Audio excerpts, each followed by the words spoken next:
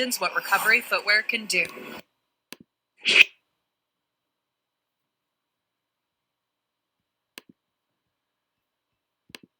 More now on this murder suspect, Luigi Mangione, that we've been talking about. The fact that today he fought his extradition back to New York at a courtroom in Pennsylvania. Once he gets back here to New York, he'll face the second-degree murder charges that we were discussing a few minutes ago.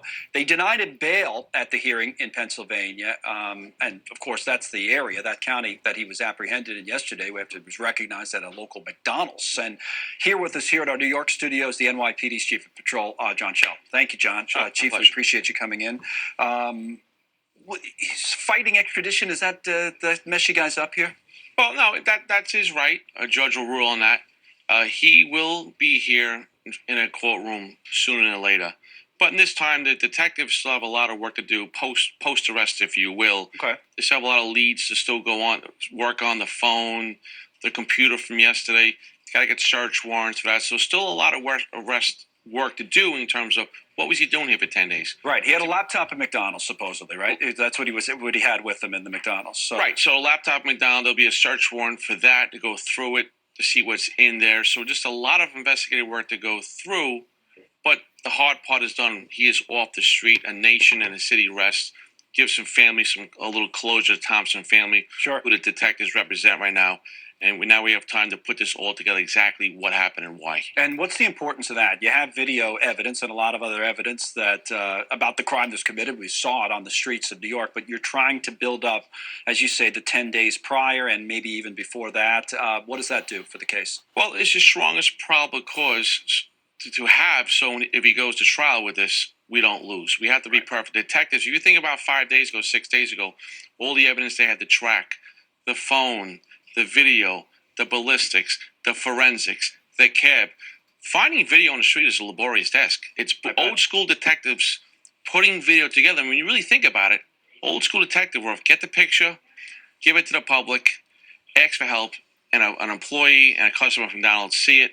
They see something, they say something. They did. They make the phone call, right. What'd you make of that at McDonald's? I mean, this is what we asked the public to do. And then a rookie officer, Officer Fry from Altoona. He was on the job 6 months, right? 6 months. He comes quickly. He does his investigation. And think about it. He's approaching a murderer who has a gun on him. Right. He did a great job. So the whole collective system, this perpetrator, smart, University of Penn, he wasn't that smart. He wasn't smarter than NYPD detectives. He wasn't smarter than the media. And he certainly wasn't smarter to the employees and the customers in McDonald's. So the big break in this case was getting his face. Is that right? You think on camera? His actual face? Absolutely. And then you couple that with the picture from the cab. Yeah, we were talking about that earlier because you could see his eyes, even though he had a mask on. The eyebrows stand out. So collectively, again, old school, boots on the ground detectives, asking the public for help. And the public came through, and we take a murderer off the street that the whole nation, whole city was really worried about. Because it was such a brazen, I mean, you know, right outside the Hilton, and it's 7 o'clock in the morning or just before, this guy gets shot, and we see it on video. I mean, that's, it did have the city horrible act. He planned it out. He had a ghost gun with looks like a silencer. Right. He's all dressed up. It was a targeted attack, a targeted murder.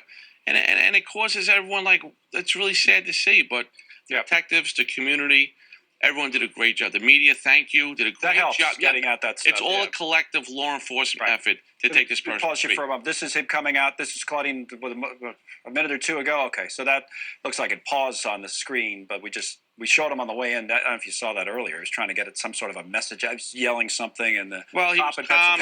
He saw the cameras, and obviously he's not stable. He's a murderer. Right. His ideologies appear to be very twisted in what he was fighting for. Have you seen that manifesto, letter, whatever it is? I've heard about the manifesto, and again, that's another part of the post-arrest we talk about. Our detectives will go through it a fine-tooth comb. Our intelligence bureau plays a role in this. Is there a bigger picture here? Not saying there is. Right. But all this has to be vetted out to make sure. But talk about how you guys do it to the extent that you can. Because, years ago, you said it was old-fashioned police work, and it was, but it's enhanced by the new technology because years ago we didn't have all these cameras. How does that work? So you're trying to literally piece it together so it's almost like a movie where... Great question. And this has been the bread and butter of the New York City Police Department, law enforcement across the country. It's called what you're getting as video compilation. Okay. Getting video, all the video out there now, ring cameras, businesses, you put it all together in a compilation. Not just yours, in other words, Not businesses. everyone's, and you put it in a big almost movie.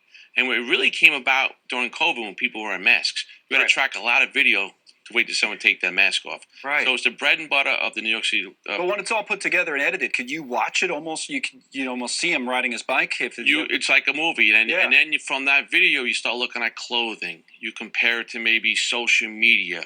You compare it to if you had a cell phone. A lot of I don't give it too. This goes to show that you're always being watched. You're always being watched. They literally can make a movie out of you. Like as soon as you step foot out of your house, who knows? You could be in your crib, like for me, and they're like, we got a movie's worth of like evidence on bro in your own house. That's how crazy technology has gotten.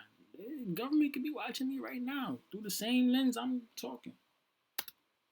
Too many secrets yet. No, I know, but we don't have cameras. It's layered in the park, for example, in Central Park, or we do have some on the entrances and that kind of thing. Or? The majority of the park is cameraed, so they know what exit he came out of the park. They followed him to the hotel. They see the cab. Thanks so much for watching. Just go to join.